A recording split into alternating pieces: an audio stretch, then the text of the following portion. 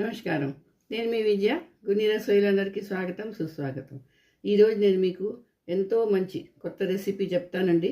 ఇది ములంగి దుంపతో పరాఠాలు. మూలికే పరాఠా అంటారు. చాలా వేగం అయిపోతుంది, చాలా బాగుంటుంది.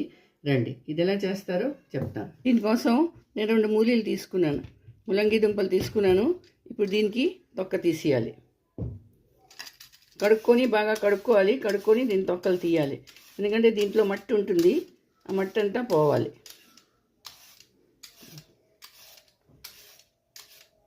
ఈ చలికాలం దొరుకుతుందండి, ఇప్పుడు బాగా వస్తున్నాయి మార్కెట్లోని. మనం ఎప్పుడు ఏం చేస్తామంటే ముక్కలు వేసుకుంటాము, కూర చేసుకుంటాము, పచ్చడి చేసుకుంటాము. కానీ ఇలా పరాఠాలు చేసుకున్నాం అనుకోండి, చాలా టేస్టీగా ఉంటాయి. ఇలా తక్కువ తీసుకొని పెట్టుకోవాలి. చూడండి, ఇప్పుడు గ్రేటర్ తీసుకున్నాను. తీసుకొని ఇది దీనిలోని గ్రేట్ చేయాలి. మీరు సన్నగా చేసుకోండి, పెద్దది చేసుకోండి, పర్వాలేదు. ఎలాగైనా ఇలాగంతా గ్రేట్ చేసి పక్కన పెట్టుకోవాలి.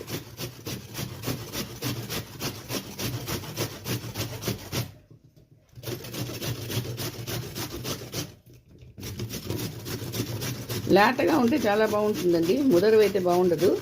కొంచెం లేతగా చూసి తీసుకోవాలి. సరే, ఇలా చేసుకోవాలి అండి. అంతా గ్రేట్ చేసి పెట్టుకున్నాను. ఇప్పుడు ఇందులోని కొంచెం ఉప్పు వేయాలి. మరి ఎక్కువ కాదు, కొంచెం ఉప్పు వేసేసి ఇలా కలిపేసి ఒక 10 నిమిషాలు పక్కన పెట్టేయాలి. దీంతో ఏమవుతుందంటే ఇందులో ఉన్న నీరంతా బయటకు వచ్చేస్తుంది. ఆ నీరు పారకూడదు, దాంతో మళ్ళీ పిండి కలుపుకోవచ్చు. ఇప్పుడు నేను గ్యాస్ ఆన్ చేసుకున్నాను, మూకుడు పెట్టుకున్నాను. అందులోని శనగపిండి, కొంచెం శనగపిండి తీసుకొని ముందు వేయిస్తున్నాను. ఎందుకంటే ఈ శనగపిండి వేయిస్తే ఏమవుతుందంటే, ఇలా శనగపిండి కొంచెం వేయించుకోవాలి. ఇది బైండింగ్ కోసం. అంటే ములంగి దుంపల్లో కొంచెం కస ఉంటుంది కదా, ఇది వేసామనుకోండి ఆ కస ఉండదు. అప్పుడు అసలు మనకి ములంగి దుంప కసే తెలీదు, చాలా బాగుంటుంది.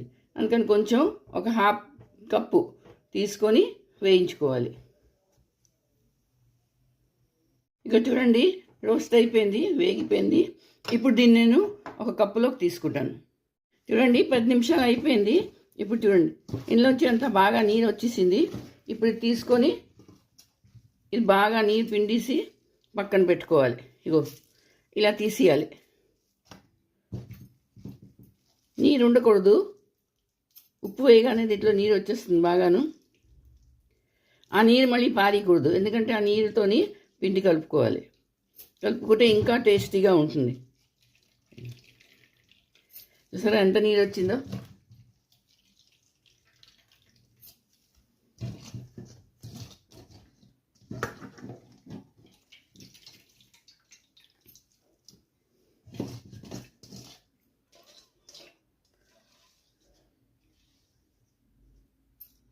చూడండి ఎంత నీరు వచ్చింది. ఇది దీంతో పిండి కలుపుకోవచ్చు. ఇప్పుడు ఇందులోని మసాలాలు కలుపుకోవాలి. కొంచెం ఉప్పు మరి ఎక్కువ వేయకూడదు, ఎందుకంటే ఇప్పుడు ఉప్పు వేసి కదా నీళ్ళు తీసాము. కొంచెం పసుపు, కొంచెం ధనియాల గుండ, డ్రై మ్యాంగో పౌడర్ అంటే అమ్చూరు, ఇది చాలా అవసరం అండి. అలాగే వాము వేసుకోవాలి. వేసుకొని ఇది బాగా కలుపుకోవాలి. ఇప్పుడు ఇందులోని కారం పొడి, కారం గుండ. మీరు పచ్చిమిరపకాయలు అంటే వేసుకోండి పచ్చిమిరపకాయలు, కానీ పచ్చిమిరపకాయలు వేస్తే నోట్లోకి వస్తుంది, అందుకని పచ్చిమిరపకాయలు వేసుకోరు. కావాలంటే వేసుకోవచ్చు. ఇవి వేసి ఇది బాగా కలుపుకోవాలి. ఈ మసాలా రెడీ చేసుకోవాలి. అలాగే కొత్తిమీర, తర్వాత శనగపిండి, ఏదైతే ఇప్పుడు రోస్ట్ చేసి పెట్టుకున్నానో ఆ శనగపిండి కొంచెం వేసుకొని ఇది కలుపుకోవాలి. శనగపిండి వేస్తే ఏమవుతుందంటే ఒకటైతే బైండింగ్ అవుతుంది, రెండో దీనిలో ఉన్న కస అంతా పోతుంది. అసలు టేస్ట్ తెలియదు, కస టేస్ట్. అసలు డ్రైగా ఇలా అయిపోతుంది. ఇలా స్టఫింగ్ చేసుకొని పెట్టుకోవాలి. 2 కప్పులు గోధుమ పిండి తీసుకున్నాను, అందులో కొంచెం ఉప్పు వేస్తున్నాను. ఉప్పు వేసి ఇందాక నీరు వచ్చింది కదా ములంగిలోని, అది కూడా వేసేయాలి. దాంతోనే కలుపుకుంటే చాలా బాగుంటుంది. ఎంత సరిపోతే అంత. దాని తర్వాత మనకు కావాల్సిన నీళ్ళు వేసుకొని పిండి కలుపుకోవాలి. కొంచెం కొంచెం నీళ్ళు వేయాలి, ఒక మాట ఎక్కువ వేసేయకూడదు. ఒక మాట వేసామనుకోండి ఈ పిండి పలచబడిపోతుంది. అలా అని ఇది చాలా గట్టిగా కలపకూడదు, అలా అని పల్చగా కూడా కలపకూడదు. మనం చపాతీలకు ఎలా కలుపుతామో అలా కలుపుకోవాలి.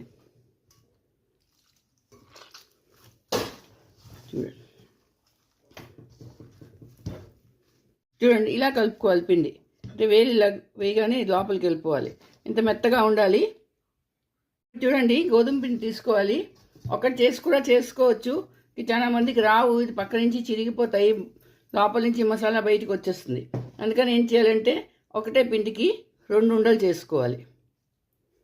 ఇలా ఇలా చిన్న చిన్న 2 ఉండలు చేసుకోవాలి. ఇప్పుడు ఒక ఉండ తీసుకొని పిండిలో కొంచెం ఒత్తుకొని ఇగో ఇలాగా చిన్న చిన్నవి 2 పూరీలాగా ఒత్తుకోవాలి.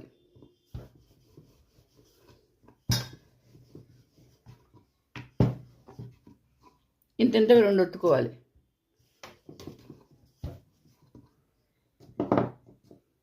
లేదు మీకు అలవాటు ఉంది అంటే ఒక ఉండ తీసుకొని అందులో కూడా స్టఫింగ్ పెట్టుకోవచ్చు. కానీ ఏంటంటే అందులోంచి బయటికి రావడానికి ఛాన్స్ ఉంటుంది. ఇప్పుడు ఒకటి తీసుకున్నాను, దీని మీద ఇందాకలు చేసిన స్టఫింగ్ పెట్టుకోవాలి. 4 పక్కల బాగా పెట్టాలి.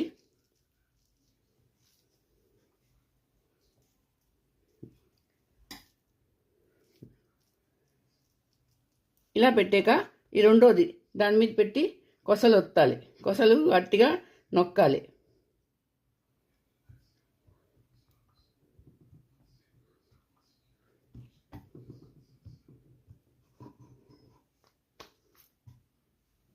ఇప్పుడు కొంచెం పిండి వేసుకొని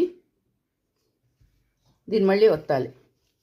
మరీ పలుచగా కాదు, నొక్కకండి, నొక్కారంటే చిరికిపోతుంది.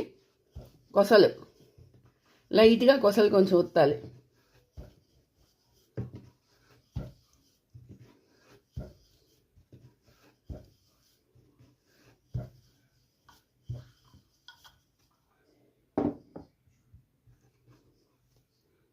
చూసారా, ఇదిగో ఇలా ఒత్తుకొని పక్కన పెట్టుకోవాలి. ఇదిగో రెండోది కూడా చూపిస్తున్నాను చూడండి.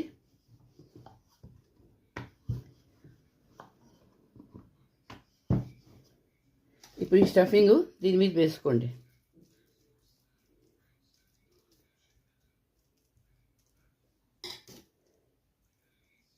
ఇలా వేసుకోవాలి. వేసుకొని దీని మీద ఇంకో రోటీ పెట్టుకొని దీన్ని నొక్కాలి, కొసలు నొక్కాలి. నొక్కకపోతుంది పర్వాలేదు. ఇప్పుడు పిండి వేసుకొని కొంచెం లైట్గా ఒత్తుకోవాలి. ఇలా అయితే మీకు లోపల ఉన్న మసాలా బయటికి రాదు, ఈక్వల్గా స్ప్రెడ్ అవుతుంది లోపల.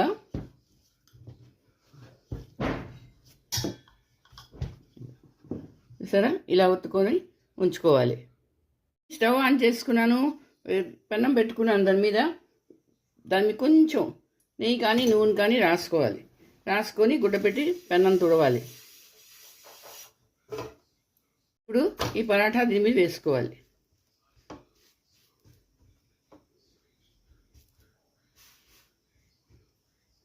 సిమ్లోనే కాల్చాలండి, ఇది హైలో పెట్టకూడదు గ్యాసు. ఇంకా సిమ్లో చేసుకొని ఇలా కాల్చుకోవాలి.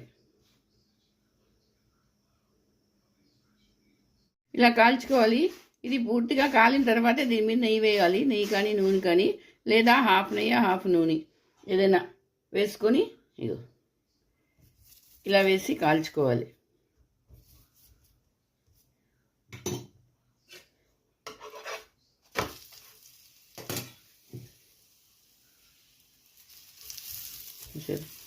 సగం నూనె వేసారనుకోండి, నెయ్యి కానీ నూనె కానీ, అది పచ్చిగా ఉండిపోతుంది. మొత్తం కాలిన తర్వాతే వెయ్యాలి. ఇదే కాదు, ఏ పరాఠా అయినా చాలు, దానికి మొత్తం అన్ని పక్కల కాలిన తర్వాతే నూనె కానీ నెయ్యి కానీ వెయ్యండి. ఇలా కాల్చుకోవాలి.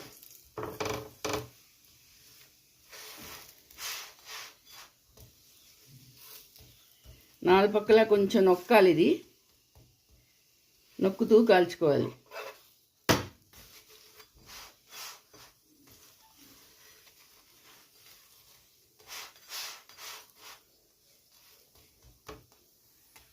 చూడండి ఎంత బాగా కాలిందో ఎర్రగా. ఇప్పుడు ఇంకోటి వేసుకున్నాను.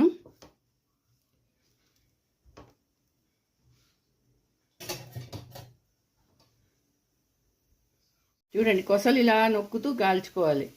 సరే, ఎంత బాగా కాలుతున్నదో. ఒక 2 నిమిషాలు టైం పడుతుంది దీనికి, కానీ హైలో కాల్చకుండా సిమ్లోనే చేసుకోవాలి. ఇదో